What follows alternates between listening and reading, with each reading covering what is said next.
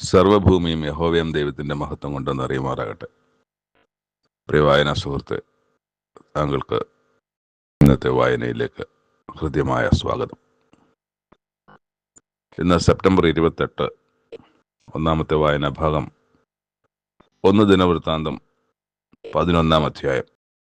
ഇന്നലത്തെ വായനയിൽ ശൗൽ എന്ന ഇസ്രായേലിൻ്റെ ഒന്നാമത്തെ രാജാവ് കൊല ചെയ്യപ്പെടുകയും ദാവീദിന് രാജ്യത്വം ലഭിച്ചു എന്ന് വായിച്ച് അവസാനിപ്പിക്കുകയും ചെയ്തു. എന്നാൽ ഇന്ന് നമ്മൾ വായിക്കുന്നത് ആ ദാവീദിൻ്റെ രാജ്യത്വത്തെ സംബന്ധിച്ചാണ്. ഇവിടെ എഴുതിയിരിക്കുന്നത്, അനന്തരം ഇസ്രായേൽ എല്ലാം ഹെബ്രോനിൽ ദാവീദിൻ്റെ അടുക്കൽ ഒന്നിച്ചുകൂടി പറഞ്ഞത് എന്നാണ്. ഈ അനന്തരം എന്ന് പറയുന്ന സംഗതിക്ക് മുമ്പ്, അനന്തരം ശേഷം എന്നാണല്ലോ, മുമ്പ് ഇവര് ഈ ദാവീദിൻ്റെ അടുക്കൽ വരികയും ദാവീദിന് വലിയ താല്പര്യം കാണിക്കാതിരിക്കുകയും ഒക്കെ ചെയ്യുന്നുണ്ട്. പക്ഷെ പിന്നീട് അവർ ദാവീദിൻ്റെ അടുക്കൽ മടങ്ങി വരികയും എല്ലാ ഇസ്രായേലും, അന്ന് ആദ്യം ദാവീദിൻ്റെ കൂടെ യഹൂദ ഗോത്രവും ബെന്യാമിൻ ഗോത്രവും മാത്രമേ ഉണ്ടായിരുന്നുള്ളൂ. ശേഷം അവരൊരു തിരിച്ചറിവിൻ്റെ ഭാഗമായി അവരെല്ലാവരും വന്ന് പറയുന്ന വാക്കുകളാണ് ഇവിടെ വായിക്കുന്നത്. പക്ഷേ മുമ്പ് അങ്ങനെ ആയിരുന്നില്ല. അതുകൊണ്ടാണ് അനന്തരം ഇസ്രായേൽ എല്ലാം ഹെബ്രോനിൽ ദാവീദിൻ്റെ അടുക്കൽ ഒന്നിച്ചു കൂടി എന്ന് വായിക്കുന്നത്. അവർ പറയാണ്, ഞങ്ങൾ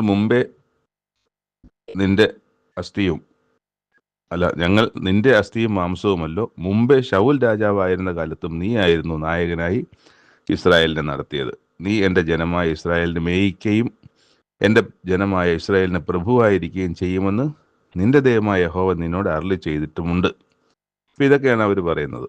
അവരുടെ ഇസ്രായേലിൻ്റെ മൂപ്പന്മാരും അവിടുത്തെ പ്രധാനികളായിരിക്കുന്നവരും എല്ലാ ഇസ്രായേലിൻ്റെ പ്രതിനിധികളും അവരുടെ കൂട്ടത്തിലുണ്ട്. അവർ വന്ന് പറയുന്നത്. അങ്ങനെ രാജാവായിട്ട് അഭിഷേകം ചെയ്തു. ഹെബ്രോനിൽ വലിയ ഇതുണ്ടായി. അതിനുശേഷം പിന്നെ ദാവീദും എല്ലാ ഇസ്രായേലും യെരുശലേമിലേക്ക് വന്നു. യെരുശലേമിലേക്ക് വരിക എന്ന് പറഞ്ഞാൽ യെരുശലേം അല്ല, അത് യെബൂസാണ്. യെബൂസ്യരുടെ പ്രദേശമാണ്. യെബൂസ് ജനത്തിൻ്റെ പ്രദേശമാണ്. അവര് അങ്ങനെ അവിടെ വരാനൊക്കത്തില്ല, കാരണം അവരുടെ ദേശമാണ്. അപ്പം അവർ പറയുകയാണ്, നീ ഇവിടെ കിടക്കയില്ല എന്ന് പറഞ്ഞിട്ട് അവർ എതിർത്ത് നിൽക്കുന്നുണ്ട്. പക്ഷേ അത് ദാവീദ് സിയോൻ കോട്ട പിടിച്ചു. സിയോൻ എന്ന് പറയുന്ന ആ കോട്ട പിടിച്ചു. പക്ഷെ മുമ്പ് ഇതിനകത്ത് വിശദമായ ചില കാര്യങ്ങളുണ്ട്. അവർ എതിർത്ത് നിൽക്കുന്നതും അവരോട് യുദ്ധത്തിൽ പോകുന്നതും ഒക്കെ ആയിട്ടുള്ള സംഗതികളൊക്കെ നമുക്ക് രാജാക്കന്മാർ പുസ്തകത്തിൽ വായിക്കാൻ കഴിയും. ഇവിടെ ദാവീദ് ഈ നഗരം പിടിച്ചു വന്ന് ചുരുക്കമായി തന്നെ എഴുതിയിരിക്കുകയാണ്. അവർ യെബൂസരെ അവർ തോൽപ്പിക്കുന്നുണ്ട്. എന്നിട്ട് ആ പ്രദേശം പിന്നീട് അത് യെരുശലേം എന്ന പേരിലേക്ക് മാറുന്നുണ്ട്. അപ്പോൾ ഈ യെബൂസ് നമുക്ക് ഈ പുസ്തകത്തിൻ്റെ തന്നെ ആദ്യ ഭാഗങ്ങളിൽ യെബൂസ് ആരാണെന്നും യെബൂസിനെ സംബന്ധിച്ചും അവരുടെ ദേശത്തെ സംബന്ധിച്ചൊക്കെ നമുക്ക് ഒരുപാട് വാക്യങ്ങളിൽ, അതായത് യോശുവയുടെ പുസ്തകത്തിൽ, ന്യായപ്രമാണ പുസ്തകത്തിലും, ശമൂവേൽ പ്രവാചകന്റെ പുസ്തകത്തിലും ഒക്കെ നമുക്ക്, അതുപോലെ രാജാക്കന്മാർ പുസ്തകത്തിലും ഒക്കെ നമുക്കത് വായിക്കാൻ കഴിയും. അപ്പം അങ്ങനെ ഇന്നിപ്പോൾ ദാവീദ് യെരുശലേമിലെ, അപ്പം 7 വർഷം ഹെബ്രോനിലും ബാക്കി 33 വർഷം യെരുശലേമിലും രാജാവായി 40 വർഷം ആകെ ഇസ്രായേലിന് രാജാവായിരുന്നു ദാവീദ്. പിന്നെ ഇവിടെ പറയുന്ന ഒരു പ്രധാന കാര്യം, ദാവീദിനുണ്ടായിരുന്ന വീരന്മാരുടെ ഒരു പട്ടികയാണ്. ഒരു 30 ശക്തന്മാരായ ബഹുവീരന്മാരായ ആൾക്കാർ ദാവീദിൻ്റെ കൂടെ ഉണ്ടായിരുന്നവരെ കുറിച്ചാണ്. അതിലാദ്യം യാശോബയാം എന്നൊരു ആളിനെ കുറിച്ച് പറയുന്നുണ്ട്. അവൻ ചെയ്തൊരു പ്രവൃത്തി പറഞ്ഞാൽ 300 പേരുടെ നേരെ കുന്തം വാങ്ങി ഒരേ സമയത്ത് 300 പേരെ കൊന്നു കളഞ്ഞു ഒറ്റയ്ക്ക്. ആ ഒരു വീരനെ കുറിച്ച് പറയുന്നത്. അത് കഴിഞ്ഞിട്ട് ദോദാവിൻ്റെ മകൻ എലിയാസർ, അദ്ദേഹം ആ 3 വീരന്മാരിൽ ഒരുവനായിരുന്നു. അപ്പം 30 വീരന്മാരിൽ 3 പേരെ കുറിച്ചാണ് അദ്ദേഹം ചെയ്ത്. ഫെലിസ്ത്യർ പസ്ദമീമിൽ യുദ്ധത്തിന് കൂടിയപ്പോൾ അവിടെ ദാവീദിനോട് കൂടെ അദ്ദേഹം ഉണ്ടായിരുന്നു. അവിടെ യവം നിറഞ്ഞു കിടന്നൊരു വലിയ വയലുണ്ടായിരുന്നു. അപ്പോൾ ഫെലിസ്ത്യർ വന്നാൽ ആ വയലെല്ലാം നശിപ്പിക്കും. അപ്പോൾ അവർ അവിടെ നിന്ന് ആ വയലിനെ കാത്തിട്ട് അതിനെ യുദ്ധം ചെയ്യാമെന്ന് ഫെലിസ്ത്യരെ വെട്ടിക്കളഞ്ഞു. അതാണ് അവിടുത്തെ വീരത്വം അദ്ദേഹത്തിൻ്റെ. യഹോവ അവർക്ക് വലിയൊരു ജയം നൽകി. പിന്നെയും പറയുന്നുണ്ട്, ഒരിക്കൽ ഫെലിസ്ത്യർ സൈന്യം രഫായിം താഴ്വരയിൽ പാളമിറങ്ങിയിരിക്കുമ്പോൾ 30 തലവാന്മാരിൽ 3 പേർ പാറയെങ്കിൽ അതുല്ലാം ഗുഹയിൽ ദാവീദിൻ്റെ അടുക്കൽ ചെന്നു. അപ്പോൾ ഈ 3 പേരെ കുറിച്ചാണ് ഈ പറയുന്നത്. ഇവർ ദാവീദിൻ്റെ അടുക്കൽ ചെല്ലുമ്പോൾ ദാവീദ് ഒരു ആഗ്രഹം പറഞ്ഞു. ബത്ലഹേം പട്ടണവാതിൽക്കലെ കിണറ്റിൽ നിന്ന് വെള്ളം എനിക്ക് കുടിപ്പാൻ ആറ് കൊണ്ടുതരും. അപ്പോൾ അവിടെ പോയി വെള്ളം എടുക്കാനൊക്കത്തില്ല. കാരണം ഇദ്ദേഹം ദാവീദ് ഒളിച്ചു പാർക്കുകയാണ്. ഒളിച്ചു പാർക്കുമ്പോൾ എവിടെയെങ്കിലും ദാവീദ് ഉണ്ടെന്നറിഞ്ഞാൽ ദാവീദിനെ അന്വേഷിച്ച് ആയിരങ്ങളായ സൈന്യവുമായിട്ട് ശൗൽ രാജാവ് പുറപ്പെട്ടു വരും കൊല്ലാൻ വേണ്ടിയിട്ട്. അങ്ങനെ ഒളിച്ചു പാർക്കുന്ന സമയത്താണ് ഈ ശൗൽ രാജാവിൻ്റെ പടയാളികളും ഒക്കെ ഉള്ള സ്ഥലത്ത് അവരവിടെ ഉണ്ട്. അപ്പോൾ അവരെ കണ്ണു വെട്ടിച്ച് വേണം ഇത് ചെയ്യാൻ. അപ്പോൾ ജീവൻ കളഞ്ഞുള്ള ഒരു യാത്രയാണ്. അപ്പോൾ ആ 3 പേര് പറഞ്ഞു ഞങ്ങൾ പോകാമെന്ന് പറഞ്ഞു. അവർ 3 പേരും കൂടെ അവിടെ നിന്ന് വെള്ളം കുടിക്കാൻ വേണ്ടി. അപ്പോൾ അവിടെ അവർ പോയി അവിടെ ചെന്ന് വെള്ളം കൊണ്ടുവന്നവർ ഈ ദാവീദ് പറഞ്ഞ പ്രകാരം ബത്ലഹേം പട്ടണത്തിലെ കിണറ്റിൽ നിന്ന്. പക്ഷേ ദാവീദ് അത് കുടിച്ചില്ല. കാരണം അവർ കൊണ്ടുവന്ന വെള്ളത്തിന് അവരുടെ ജീവൻ്റെ വിലയുണ്ട്. എന്നാൽ അവർ ജീവൻ തൃണവൽഗണിച്ചിട്ടാണ് ഇവിടെ പോകുന്നത്. അവരെ വേണേൽ പിടിക്കപ്പെടാം, കൊല ചെയ്യപ്പെടാം. സാരമില്ല, ദാവീദ് പറഞ്ഞ കാര്യത്തിന് വേണ്ടി പോയി ചെയ്തതാണ്. അതുകൊണ്ട് തന്നെ അദ്ദേഹം അത് കുടിക്കാൻ മനസ്സില്ലാതെ യഹോവയ്ക്ക് നിവേദിച്ച് തറയിൽ ഒഴിച്ചു കളഞ്ഞു എന്നാണ് നമ്മൾ കാണുന്നത്. അപ്പം അത് ആണ് ദാവീദോടെ പറയുന്നുണ്ട്, തങ്ങളുടെ ജീവൻ പോലും ഉപേക്ഷിച്ച് പോയ പുരുഷന്മാരുടെ രക്തം ഞാൻ കുടിക്കുക. അപ്പോൾ രക്തമായിട്ടാണ് അതിനെ കണ്ടത്. രക്തത്തിൻ്റെ വിലയുണ്ട്, അവരുടെ ജീവൻ്റെ വിലയുണ്ട്. അവരുടെ പ്രാണനെ ഉപേക്ഷിച്ചില്ല അവർ പോയതെന്നുള്ളതാണ്. ഈ 3 പേരെ കുറിച്ചാണ് പറയുന്നത്. ഇവരെ 3 പേരെ കുറിച്ചാണ് പറയുന്നത്. പിന്നെ അബീഷായിയെ കുറിച്ച് പറയുന്നുണ്ട്. അബീഷായി എന്ന് പറയുന്നത് യോവാബിൻ്റെ സഹോദരനാണ്. യോവാബ് ഒരു വീരനാണ്. യോവാബിൻ്റെ സഹോദരനായ അബീഷായി വീരനാണ്. അബീഷായി യോവാബും ഒക്കെ ദാവീദിൻ്റെ സഹോദരി പുത്രന്മാർ. അങ്ങനെയാണ് എൻ്റെ ഓർമ്മ. സഹോദരി പുത്രന്മാരാണ്. അപ്പം അവരും വീരന്മാരാണ് നമ്മൾ വായിക്കുന്നുണ്ട്. ഇപ്പോഴും പറയുന്നുണ്ട് മറ്റേ 3 ഇവരാരും വരില്ല എന്ന്. അവരുടെ സ്വന്തം ജീവൻ കളഞ്ഞ് ബത്ലഹേമിലെ വാതിൽക്കലെ കിണറ്റിൽ നിന്ന് വെള്ളം കൊണ്ടുവന്ന ആ 3 ഒരു പരാക്രമശാലിയുമില്ല. അപ്പോൾ ഇതിൻ്റെ കുറച്ച് അവസാനം വരുമ്പം പിന്നെ ബെനായാവിനെ കുറിച്ച് പറയുന്നുണ്ട്. ബെനായാവും ഒരു വലിയ വീരനായിരുന്നു. പിന്നെ ഒരു വലിയ ലിസ്റ്റ് തന്നെയാണ് അവൻ്റെ അവസാന ഭാഗത്തുള്ളത്. 30 പേരുടെ ലിസ്റ്റ് അവിടെ പറയുന്നുണ്ട്. ഇതിനിടയ്ക്ക് ഹിത്യനായ ഊരിയാവിനെ ദാവീദ് കൊല്ലുന്നുണ്ടല്ലോ. എന്നിട്ടാണല്ലോ അദ്ദേഹത്തിൻ്റെ ഭാര്യയായിട്ട് എടുക്കുന്നത്. അപ്പോൾ ഹിത്യനായ ഊരിയാവും ഒരു വീരനായിട്ട് തന്നെ ഈ 30 പേർ ലിസ്റ്റിൽ നമുക്കിവിടെ വായിക്കാൻ കഴിയും. അപ്പം അങ്ങനെ ദാവീദിൻ്റെ വീരന്മാരുടെയും ഒരു പട്ടിക അല്ലെങ്കിൽ ആ ഒരു വിശദവിവരം തരുന്ന ഒരു അധ്യായമാണ് വൃത്താന്തം 11-ാം അധ്യായം. രണ്ടാമത്തെ വായനാഭാഗം എസ്കേൽ പ്രവചനം 24-ാം അധ്യായം. ഈ 24-ാം അധ്യായത്തിൽ ഒരു തീയതി ഇവിടെ പറയുന്നുണ്ട്. അത് 9-ാം ആണ്ട് 10-ാം മാസം 10-ാം തീയതി എന്നാണ്. ഈ തീയതിയെക്കുറിച്ച് ചില ദിവസങ്ങൾക്ക് മുമ്പുള്ള വായനയിൽ സൂചിപ്പിക്കപ്പെട്ടിരുന്നു. ആ വായനയുമായിട്ടുള്ള ബന്ധത്തിൽ ഇവിടെ ഈ തീയതി 9-ാം ആണ്ട് എന്ന് പറയും. നമ്മൾ ഈ പുസ്തകം വായിച്ചു തുടങ്ങുമ്പം 30-ാം ആണ്ട് എന്ന് വായിക്കുന്ന അതേ തീയതി തന്നെ യഹോയാക്കീൻ രാജാവിൻ്റെ പ്രവാസത്തിൻ്റെ 5-ാം ആണ്ട് എന്നും പറയുന്നുണ്ട്. അപ്പം അന്ന് ശരിക്കും പറഞ്ഞാൽ 30 വർഷം എന്ന് പറയുന്നത് ഈ യഹോയാക്കീൻ രാജാവിൻ്റെ പ്രവാസത്തിൻ്റെ 5 വർഷമാണ്. ഇവിടെ ഇപ്പം ആ യഹോയാക്കീൻ രാജാവിൻ്റെ പ്രവാസത്തിൻ്റെ 9 വർഷം, അതിൽ 5 കുറച്ചാൽ ബാക്കി 4, അപ്പം മൊത്തം 34 വർഷമായി ആകെ പ്രവാസ കാലയളവ് എന്നുള്ളത് നമുക്ക് ആ കാലയളവ് വായിച്ചെടുക്കാൻ പറ്റും. അപ്പം ഇവിടെ പറയുകയാണ് ഈ തീയതി ഇനി എഴുതി വെക്കണം. എന്തുകൊണ്ടെന്നാൽ ഇന്ന് ബാബേൽ രാജാവ് യെരൂശലേമിനെ ആക്രമിച്ചിരിക്കുന്നു. ഈ എസ്കേൽ പ്രവാചകൻ ഇപ്പം ജീവിച്ചിരിക്കുന്നത് പ്രവാസത്തിലാണ്. പ്രവാസത്തിൽ വെച്ചാണ് ഈ കാര്യങ്ങളൊക്കെ നമ്മൾ ഈ വായിച്ച അധ്യായങ്ങളെല്ലാം 23 വരെയുള്ള അധ്യായങ്ങളും ഈ 24-ാം അധ്യായമൊക്കെ സംഭവിക്കുന്നത് പ്രവാസത്തിലിരിക്കുമ്പോഴാണ്. അപ്പോൾ പ്രവാസത്തിലിരിക്കുന്ന എസ്കേൽ പ്രവാചകനോടാണ് പറയുന്നത്, ഈ തീയതി 9-ാം ആണ്ട് 10-ാം മാസം 10-ാം തീയതി ഇന്ന് ബാബേൽ രാജാവ് യെരൂശലേമിനെ ആക്രമിച്ചിരിക്കുകയാണ്. എന്നിട്ട് നീ ഒരു ഉപമ പ്രസ്താവിക്കണം. ഒരു കുട്ടകം എടുത്ത് വെക്കണം. കുട്ടകം എടുത്ത് വെച്ചിട്ട് അതിന് വെളുത്ത വെള്ളം നിറയ്ക്കണം. എന്നിട്ട് അതിനകത്ത് മാംസകഷ്ണങ്ങൾ ഇടണം. എന്നിട്ട് അതൊക്കെ ഇട്ട് വേവിക്കണം. ആട്ടക്കൂട്ടത്തിൽ നിന്ന് വിശിഷ്ടമായതിനെ പിടിച്ചുകൊണ്ടുവന്ന് അതിൻ്റെ കീഴിൽ വിറകടിക്കുക, അതിനെ നല്ലവണ്ണം പുഴുങ്ങണം. ഇത് കാണിച്ചിരിക്കുന്ന മറ്റൊരു അടയാളമാണ്. യെരുശലേം എന്ന കുട്ടകത്തിനകത്ത് ആടും ഒക്കെ ആയിരിക്കുന്ന, മൃഗങ്ങളായിരിക്കുന്ന മനുഷ്യർ, അവർ കിടന്ന് വേകുന്ന ഒരു കാഴ്ചയാണ്.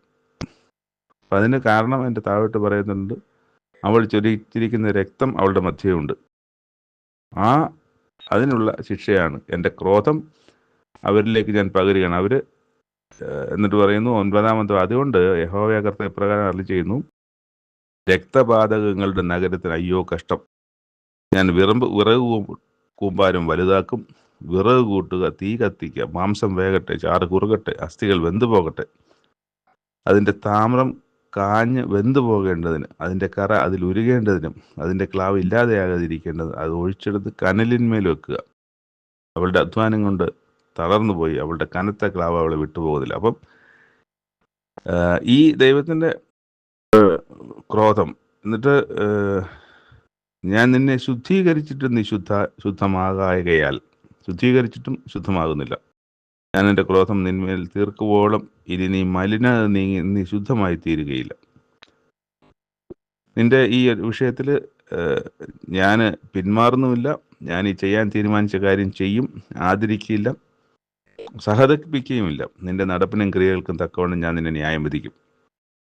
എന്നിട്ട് അടുത്ത ഖണ്ഡികയിൽ മറ്റൊരു അടയാളം ഇവർക്ക് വേണ്ടി യെഹെസ്കേൽ പ്രവാചകനോട് ദൈവം പറയുകയാണ്. ഇവിടെ പറയുന്നത്, നിന്റെ ഏറ്റവും പ്രിയപ്പെട്ടവളായവളെ, അതായത് നിന്റെ ഭാര്യയെ ഒരേ അടിയാൽ നിന്നിൽ നിന്ന് എടുത്തു കളയും. നിന്റെ കണ്ണിൻ്റെ ആനന്ദമായവളെ ഞാൻ ഒരു അടിയാൽ എടുത്തു കളയും. അപ്പം തൻ്റെ സ്വന്തം ഭാര്യയെ, തൻ്റെ പ്രിയപ്പെട്ട ഭാര്യയെ ദൈവം ഭൂമിയിൽ നിന്ന് നീക്കുന്നതിനെ സംബന്ധിച്ചാണ് പറയുന്നത്. അങ്ങനെ സംഭവിക്കുമ്പോൾ നീ വിലപിക്കുകയും ചെയ്യരുത്, കരയരുത്, നീ മൗനമായിട്ടിരിക്കണം, വെറുതെ വിലാപം കഴിക്കരുത്.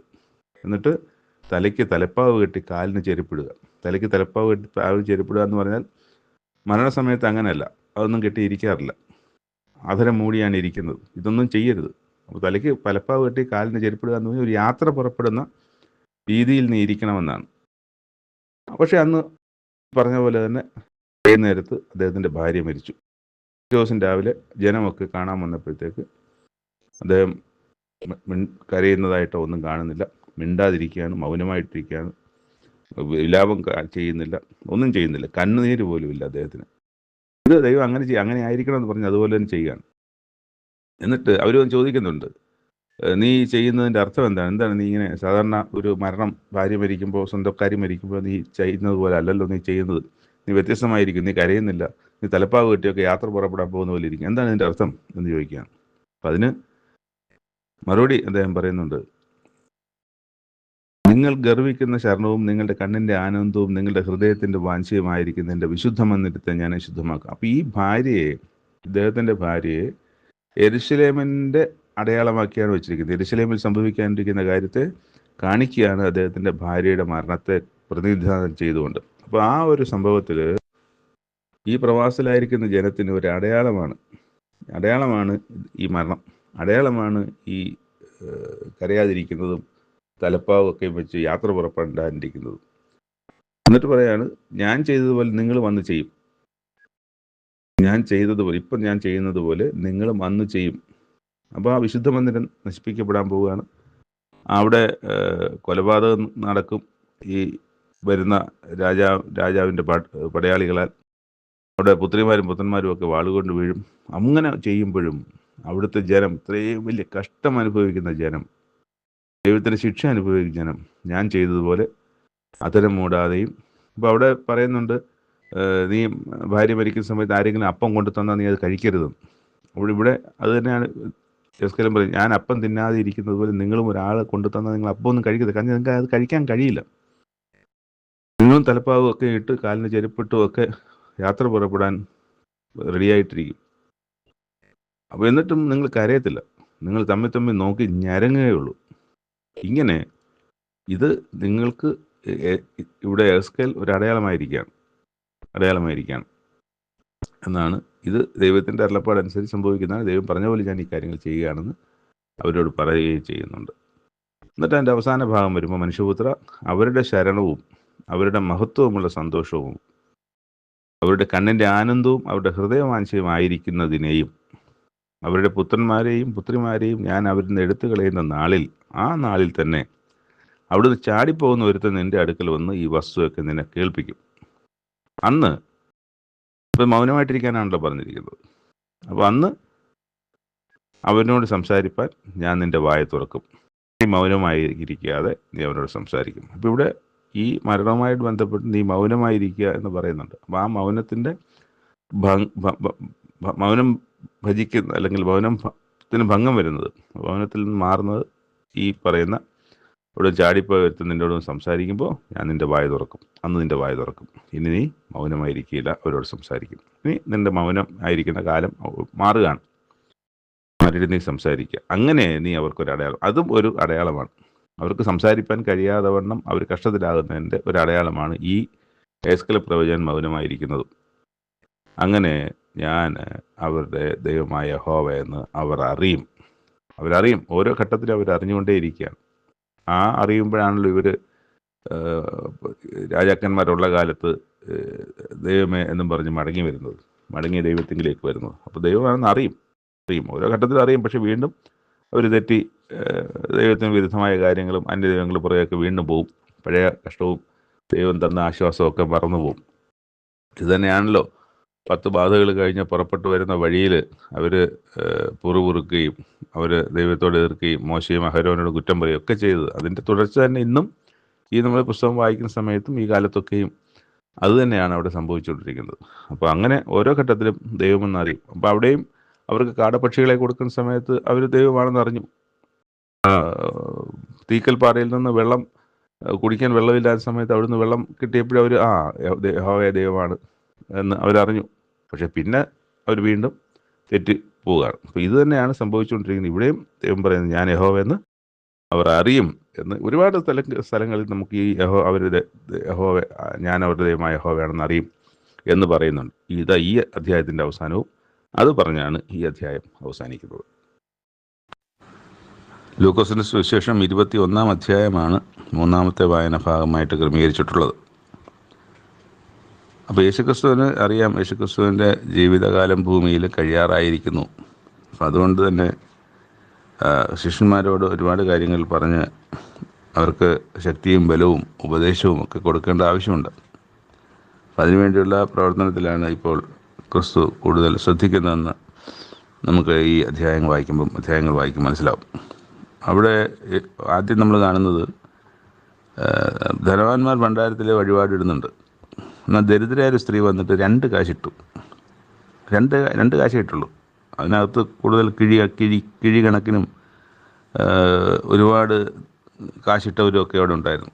പക്ഷേ ഈ ദരിദ്രയായ വിധവ എല്ലാവരേക്കാളും അധികം ഇട്ടിരിക്കുന്നു എന്ന് സത്യമായിട്ട് നിങ്ങളോട് പറയുന്നു. അപ്പോൾ അതെങ്ങനെയാണ് 2 കാശ് ഇട്ടത് അധികമാകുന്നതും അവിടെ 100ഉം 200ഉം ഒക്കെ കാശിട്ടവരിട്ടത് കുറവാകുന്നത് എങ്ങനെയാണെന്നുള്ളത് മറ്റൊരു ചോദ്യമാണെങ്കിലും അവിടെ ക്രിസ്തു അതിൻ്റെ കാരണം അവിടെ പറയുന്നുണ്ട്. എല്ലാവരും അവരുടെ സമൃദ്ധിയിൽ നിന്നാണ് ആ ഭണ്ഡാരത്തിലേക്ക് ഇട്ടത്. എന്നാൽ ഈ സ്ത്രീ അവിടെ ആകെ ഉണ്ടായിരുന്നത് 2 കാശാണ്. ആ 2 കാശ് മുഴുവനും ഇട്ടു. പിന്നത്തേക്ക് എങ്ങനെ ഞാൻ ചായ കുടിക്കുമെന്നോ ആഹാരം കഴിക്കുമെന്നോ യാത്ര പോകുമെന്നോ ഒന്നും ചിന്തിക്കാതെ ദൈവത്തിൻ്റെ ആലയത്തിലേക്ക് അവളുടെ കയ്യിലുണ്ടായിരുന്ന ആകെ ഉണ്ടായിരുന്ന ആ 2 കാശും അവൾ ദൈവത്തിൻ്റെ ആലയത്തിലേക്ക് ഇട്ടു എന്നാണ്. അതുകൊണ്ടാണ് പറയുന്നത് ഉപജീവനത്തിന് പോലും മാറ്റിവെക്കാതെ അത് ഇട്ടു എന്ന് പറയുന്നതുകൊണ്ടാണ് ക്രിസ്തു പറയുന്നത് അവൾ മറ്റെല്ലാവരേക്കാളും അധികം ഇട്ടു എന്ന്. പിന്നെ ചിലർ യേശുവിനെ ഈ ദൈവാലയത്തിൻ്റെ പണിയെക്കുറിച്ച്, യെരൂശലേം ദേവാലയത്തിൻ്റെ പണിയെക്കുറിച്ചൊക്കെ കാണിച്ചു. ഉണ്ടോ, കല്ലുകളാലും വഴിവിടാതികളാലും അലങ്കരിക്കപ്പെട്ടിരിക്കുന്നു എന്ന് പറഞ്ഞു.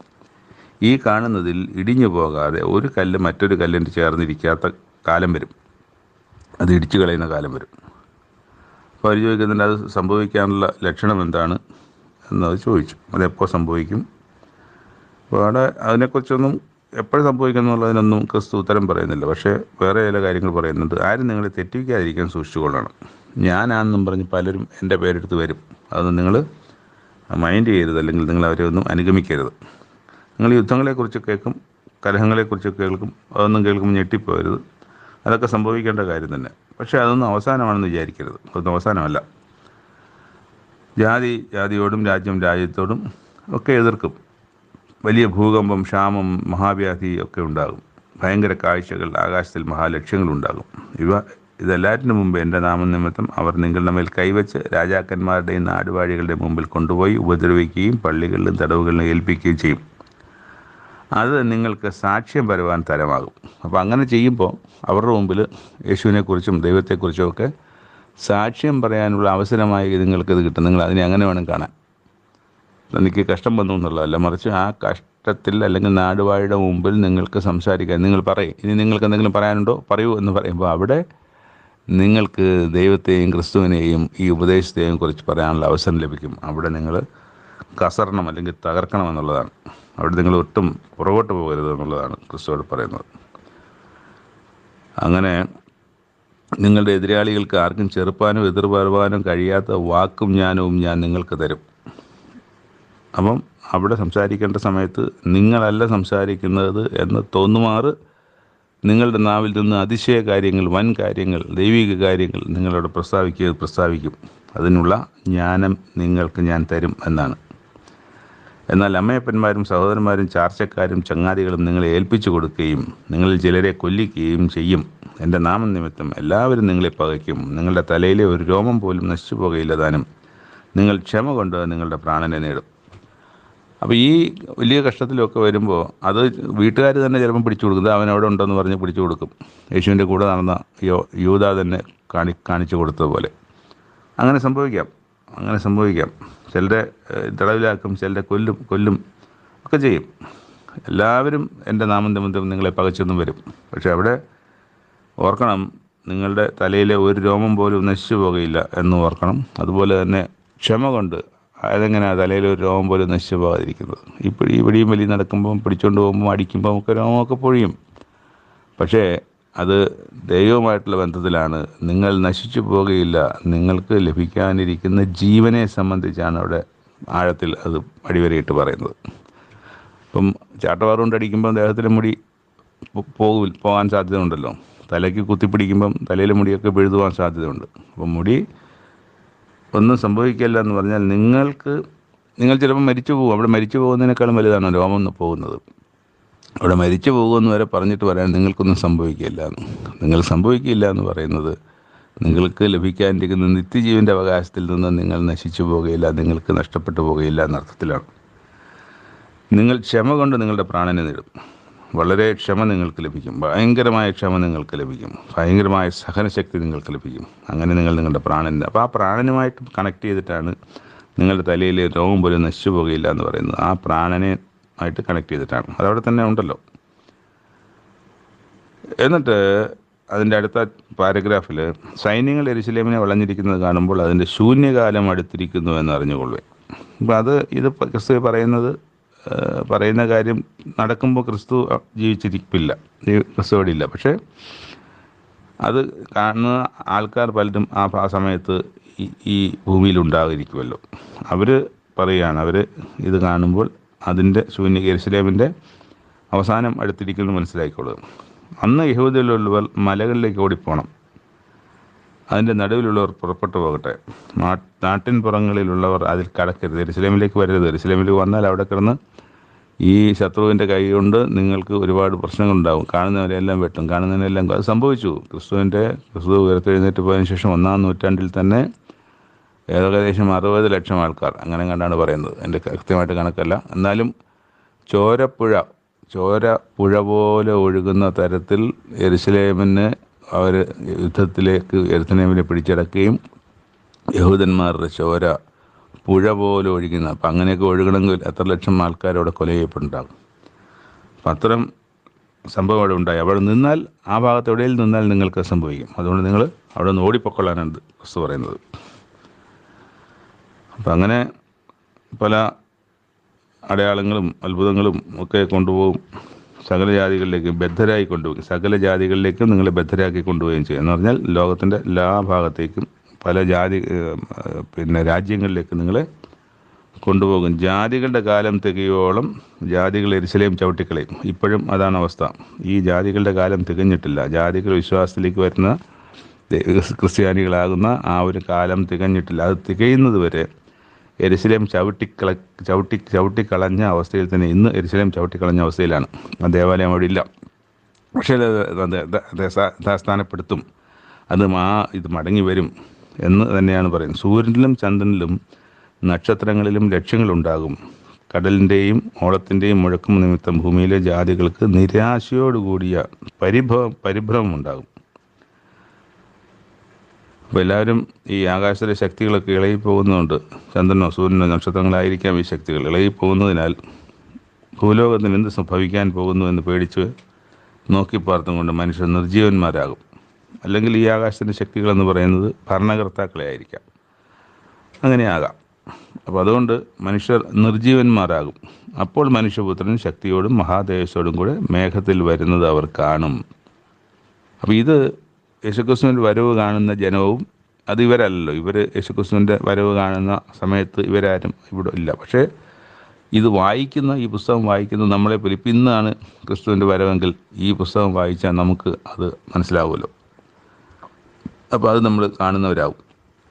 അപ്പം നമ്മൾ കാണും ഈ കാലത്താണ് വരുന്നതെങ്കിൽ യേശുക്രിസ്തു മഹത്വത്തോടെ ദൈവിക തേജസ്സോടെ വരുന്നത് നമ്മൾ കാണും. അപ്പോൾ ആ കാലത്ത് ജീവിച്ചിരിക്കുന്നവർ അത് കാണും. അല്ല, ഈ ക്രിസ്തു ഇത് പറയുമ്പോൾ കേൾക്കുന്നവരല്ല. ഇത് സംഭവിച്ചു തുടങ്ങുമ്പോൾ നിങ്ങളുടെ വീണ്ടെടുപ്പ് അടുത്ത് വന്നതുകൊണ്ട് നിവർന്ന് തലപൊക്കുവീൻ. പിന്നെ ഒരു ഉപമയും കൂടെ യേശുക്രിസ്തു അവിടെ പറയുന്നുണ്ട്. അത്തിയെ സംബന്ധിച്ചുള്ളതാണ്. അത്തി തളിർക്കുന്നത് കാണുമ്പോൾ വേനലെടുത്തിരിക്കുന്നുവെന്ന് നമ്മൾ സ്വയം മനസ്സിലാക്കുമല്ലോ. നമുക്ക് അത്തിയെക്കുറിച്ച് അറിയില്ല.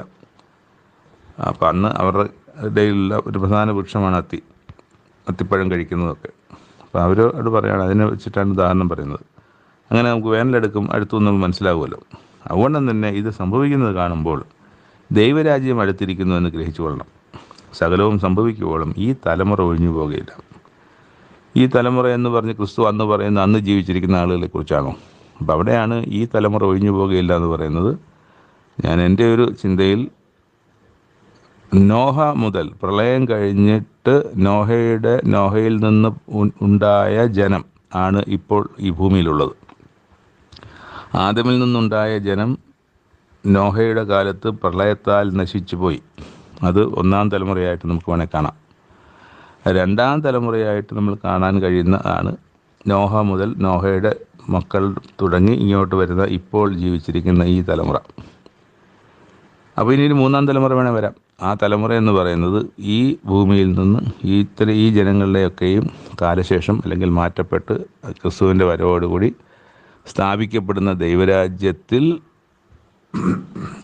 ദൈവരാജ്യത്തിൽ യോഗ്യമായി അവകാശപ്പെട്ട് ഭൂമിയിൽ ജീവിക്കുന്ന ആ ആളുകൾ നമുക്ക് മൂന്നാം തലമുറയായിട്ടും കാണാം. ഇവിടെ ഈ തലമുറ ഒഴിഞ്ഞു പോകുകയില്ല. ഇതൊക്കെ സംഭവിക്കുന്ന ഇതൊക്കെ ഈ ക്രിസ്തു വരുന്നതൊക്കെ ഈ തലമുറയിലുള്ള ആൾക്കാർ കാണും. ഈ കഷ്ടങ്ങളും ഈ വലിയ പ്രശ്നങ്ങളും അധികാരികളുടെ ഒക്കെ കാര്യങ്ങളും ഈ തലമുറ കാണും. അപ്പം തലമുറയെന്ന് പറയുന്നത് നമ്മൾ ശ്രദ്ധിക്കേണ്ടത്, അന്ന് ക്രിസ്തു ഇത് പറയുന്ന ആൾക്കാരൊക്കെ മരിച്ചുപോയി, കേട്ട ആൾക്കാരൊക്കെ മരിച്ചുപോയി. അപ്പം അതുകൊണ്ട് ആ തലമുറയെ നമ്മൾ ആ ഒരു വലിയ കാഴ്ചയോട് വേണം നമ്മൾ കാണേണ്ടത്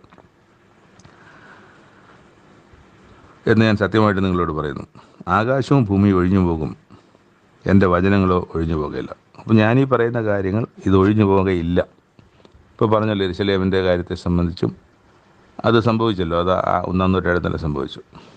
ഇനി അത് ചവിട്ടിക്കളയുന്ന കാലം എത്ര കാലം വരെയാണ് ചവിട്ടിക്കളയുന്നത് എന്നും നമ്മൾ കണ്ടു. എന്നാൽ അതിനൊരു അതിൽ നിന്ന് തന്നെ നമുക്ക് മനസ്സിലാക്കാൻ പറ്റും യെരൂശലേമിൻ്റെ യഥാസ്ഥാനപ്പെടലുണ്ട് എന്നുള്ളതും. അതാണ് ഞാൻ പറഞ്ഞ വാക്കുകളൊന്നും ഒഴിഞ്ഞു പോകത്തില്ല എന്നുള്ളത്. അപ്പോൾ ഇത് നമ്മൾ വിശ്വസിക്കണം. ക്രിസ്തു പറഞ്ഞ ഈ വാക്കുകളൊക്കെ സംഭവിക്കുമെന്നാണ് വിശ്വസിക്കുക. ഒഴിഞ്ഞു പോകുകയില്ല എന്ന് പറഞ്ഞാൽ അതിൻ്റെ അർത്ഥം എന്തുവാ? ഞാനീ പറഞ്ഞ കാര്യങ്ങളൊക്കെ സംഭവിക്കുന്നതാണ്. അപ്പോൾ ആ തരത്തിൽ നമ്മൾ അതിനെ പൂർണ്ണ വിശ്വാസത്തിലെടുക്കണം. എന്നിട്ട് പറയാം, നിങ്ങളുടെ ഹൃദയം അതിഭക്ഷണത്താലും മദ്യപാനത്താലും ഉപജീവന ചിന്തകളാലും ഭാരപ്പെട്ടിട്ട് ആ ദിവസം നിങ്ങൾക്ക് പെട്ടെന്ന് കെണി പോലെ വരാതിരിപ്പാൻ സൂക്ഷിച്ചുകൊള്ളും. അതിനെക്കുറിച്ച് എപ്പോഴും ബോധ്യമാണ്. അത് എപ്പോൾ വേണേലും വരാം. അതിന് ജാഗ്രതയോടെയും സൂക്ഷ്മതയോടെയും വിശുദ്ധിയോടെയും നമ്മുടെ ജീവിതത്തെ മുന്നോട്ട് കൊണ്ടുപോകണം എന്നുള്ളതാണ്.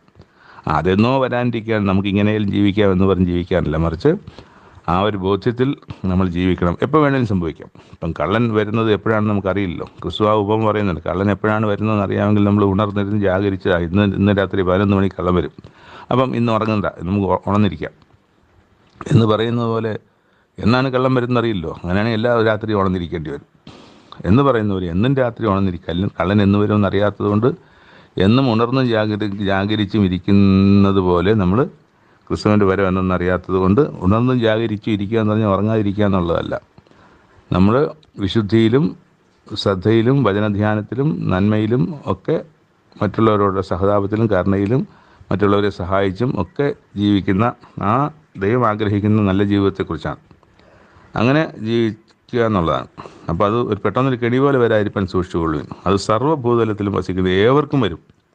ആകയാൽ ഈ സംഭവിപ്പാനുള്ള എല്ലാറ്റിനും ഒഴിഞ്ഞു പോകുവാനും മനുഷ്യപുത്രൻ്റെ മുമ്പിൽ നിൽപ്പാനും, അവിടെ മനുഷ്യപുത്രൻ യേശുക്രിസ്തു വരുമ്പോൾ യോഗ്യമായി ക്രിസ്തുവിന് മുമ്പിൽ നമ്മൾ നിൽക്കണ്ടേ, അതിന് പ്രാപ്തനാകേണ്ടതിന് സദാകാലവും ഉണർന്നും പ്രാർത്ഥിച്ചും കൊണ്ടിരിക്കും.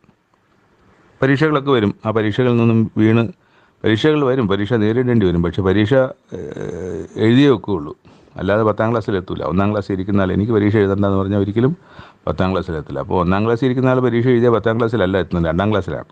അവിടെ നിന്ന് 3ലും 4ലും ഒക്കെ എത്തുന്നത് എന്ന് പറയുന്ന പോലെ ഈ പരീക്ഷകൾ വരുമ്പോൾ പരീക്ഷ തൊട്ടടുത്ത ക്ലാസ്സിലേക്ക് തൊട്ടടുത്ത നിലവാരത്തിലേക്ക് നമ്മളെ എത്തിക്കുന്നത്. അവിടെ നിന്നാണ് ആത്യന്തികമായ അവസാനത്തെ ആ ഒരു സമ്മാനത്തിലേക്ക്, പ്രതിഫലത്തിലേക്ക് നമ്മളെത്തുക. അതിന് പ്രാക്ടീസ് ആവശ്യമാണ്, ഒറ്റയടിക്കൊന്നും നടക്കത്തില്ല. അപ്പോൾ അത് ഈ പറഞ്ഞ പോലെ സദാകാലത്തേക്കും മനുഷ്യപുത്രൻ്റെ ഈ സംഭവിപ്പാനുള്ള എല്ലാറ്റിലും ഒഴിഞ്ഞു പോകുവാനും മനുഷ്യപുത്രൻ്റെ മുമ്പിൽ നിൽപ്പാനും നിങ്ങൾ പ്രാപ്തരാകേണ്ടതിന് സദാകാലം ഈ ഉണർന്ന് പ്രാർത്ഥിച്ചുകൊണ്ടിരിക്കുന്നതിനിടയ്ക്ക് വരുന്ന കാര്യങ്ങളെയൊക്കെ നേരിടാൻ ഈ ഉണർന്നുള്ള പ്രാർത്ഥന നമുക്ക് ആവശ്യമാണ്, ഈ പരീക്ഷകളെ നേരിടാൻ. അങ്ങനെ പിന്നെ കാണുന്നത്, എന്നിട്ട് അവൻ ദിവസേന പകൽ ദൈവാലയത്തിൽ ഉപദേശിച്ചു പോന്നു, രാത്രി ഒലിവുമലയിൽ പോയി പാർക്കും. ജനമെല്ലാം അവൻ്റെ വചനം കേൾക്കേണ്ടതിന് അതികാലത്ത് ദേവാലയത്തിൽ അവൻ്റെ അടുക്കൽ ചെല്ലും. ഇതൊരു സ്ഥിരം പരിപാടിയായി മാറുകയാണ്. രാത്രി ഒലിവുമലയിൽ പോയി പാർക്കും. വീട്ടിലല്ല പോകുന്നത്, ഒലിവുമലയിൽ പോയിട്ട് പോവും, അവിടെ ഇരുന്ന് പ്രാർത്ഥിക്കും ഒക്കെ ചെയ്യും. ആ പ്രാർത്ഥനയിലൊക്കെ ക്രിസ്തു ദൈവമായിട്ടുള്ള ഇടപെടലുണ്ട്. അപ്പോൾ ചില കാര്യങ്ങൾ സക്കായിയൊക്കെ എങ്ങനെയാണ് അറിയുന്നത്? സക്കായിയൊക്കെ ഈ ദൈവമായിട്ടുള്ള സമ്പർക്കത്തിൽ ദൈവത്തോട് ചേർന്നിരിക്കുമ്പോൾ ദൈവം ഇതൊക്കെയും വരുവാനിരിക്കുന്ന അടുത്ത ദിവസങ്ങളിലൊക്കെ സംഭവിക്കാനിരിക്കുന്ന കാര്യങ്ങളൊക്കെ ദൈവം ക്രിസ്തുവിന് മനസ്സിലാക്കി കൊടുക്കുന്നുണ്ടാവും, കാണിച്ചു കൊടുക്കുന്നുണ്ടാവും, ദർശനത്തിൽ വരുത്തുന്നുണ്ടാവും. എങ്ങനെയാണെന്ന് എനിക്കറിയില്ല. അപ്പോൾ അതുകൊണ്ടൊക്കെയാണ് ക്രിസ്തു നേരത്തെ പല കാര്യങ്ങളെ സംബന്ധിച്ചും മനസ്സിലാക്കി അവരോട് ജനത്തോട് സംസാരിക്കുന്നത്. സക്കായോട് സംസാരിക്കുന്നതൊക്കെ അതുപോലെ തന്നെ. അപ്പം അങ്ങനെ ക്രിസ്തു തനിച്ച് ശിഷ്യന്മാരോട് കൂടി ചെന്നിട്ട് അവിടുന്ന് ശിഷ്യന്മാരുടെ ഒരു സ്ഥലത്താക്കിയിട്ട് കുറച്ചുകൂടെ മാറി ഒറ്റയ്ക്ക് പോയിരുന്നു ദൈവത്തോട് പ്രാർത്ഥിക്കുകയും ദൈവത്തോട് കാര്യങ്ങൾ സംസാരിക്കുകയൊക്കെ ചെയ്യുന്ന ക്രിസ്തുവിനെ നമുക്ക് പോലെ കാണാം. അപ്പോൾ അത് രാത്രി അങ്ങ് പോവുകയും രാവിലെ ദേവാലയത്തിൽ യെരുശലേമിൽ വരും. യെരുശലേമിൽ വരുമ്പം ആൾക്കാരൊക്കെ വന്നുകൂടും ക്രിസ്തുവിൻ്റെ ഉപദേശങ്ങളും കൽപ്പനകളും ലാവണ്യവാക്കും ഒക്കെ കേൾക്കാൻ. അപ്പം അങ്ങനെ ഒരു സംഭവബഹുലമായ ഒരു കാലഘട്ടത്തിൻ്റെ അവസാന കാലഘട്ടത്തിലേക്ക് വന്നുകൊണ്ടിരിക്കുകയാണ്. അത് ക്രിസ്തുവിനും നല്ല ബോധ്യമുണ്ട് എന്നുള്ളത് ഈ ഉപദേശങ്ങളുടെ രീതികൾ, ഉപദേശങ്ങളുടെ കണ്ടൻറ്റ് കാണുമ്പോൾ നമുക്ക് മനസ്സിലാവും. ദൈവം അനുഗ്രഹിക്കട്ടെ. ഒരു പുതിയ ദിവസം കൂടി തന്ന് നമ്മളെയൊക്കെയും ഈ ഭൂമിയിൽ വസിക്കുമാറാക്കി ദൈവത്തിന് മഹത്വം കൊടുക്കാം. നാളെ നമുക്ക് പുതിയ വായനാഭാഗമായിട്ട് കാണാമെന്നുള്ള പ്രത്യാശയോടെ നിർത്തുന്നു. നന്ദി.